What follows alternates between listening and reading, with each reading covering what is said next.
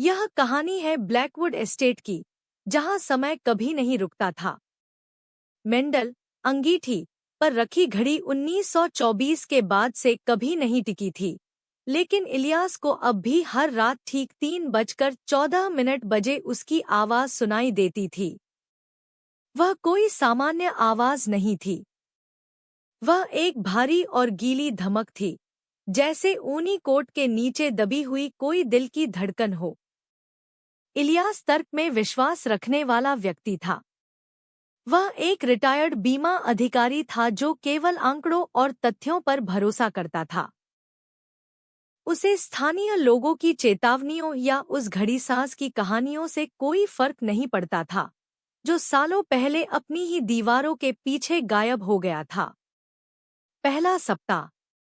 घर बिल्कुल शांत था, बस पुरानी लकड़ियों के चटकने की आवाज आती थी। लेकिन 7वीं रात को इलियास की नींद तांबे और गीली मिट्टी की गंध से खुली। वह बिस्तर पर उठकर बैठ गया। कमरा बर्फीला ठंडा था। जब उसने सांस छोड़ी, तो वह केवल धुंध नहीं बनी, वह हवा में ऐसे घूमने लगी जैसे कोई अदृश्य शक्ति उसकी सांसों को सोख रही हो। वह उस लयबद्ध धप-धप की आवाज का पीछा करते हुए गलियारे में गया। आवाज उसे अध्ययन कक्ष, स्टडी रूम तक ले गई, जहां फर्श से छत तक ऊंची ग्रैंडफादर क्लॉक खड़ी थी। उसका कांच टूटा हुआ था और पेंडुलम गायब था। वो भयानक खोज। इलियास ने लकड़ी को छूने के लिए हाथ बढ़ाया। वह गर्म थी, बहुत ज्यादा गर्म। उसे छूने पर किसी जीवित त्वचा जैसा एहसास हो रहा था। उसने देखा कि फर्श के पास लकड़ी के मोल्डिंग के पीछे एक छोटा सा पीतल का छेद है। जिज्ञासावश इलियास एक पेचकश ले आया।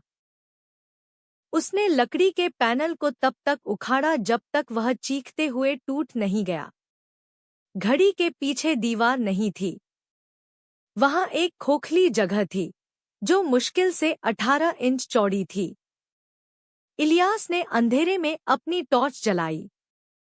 पहले तो उसे केवल गियर दिखाई दिए, सैकड़ों पीतल और लोहे के पुर्जे, जो छत से पतले तारों के जरिए लटके हुए थे। वे किसी चीज से जुड़े नहीं थे, बस हवा में झूल रहे थे। फिर टॉर्च की रोशनी नीचे फर्श पर पड़ी।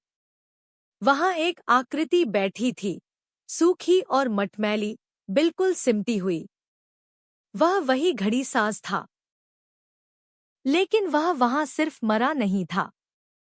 वह मशीन का हिस्सा बन चुका था।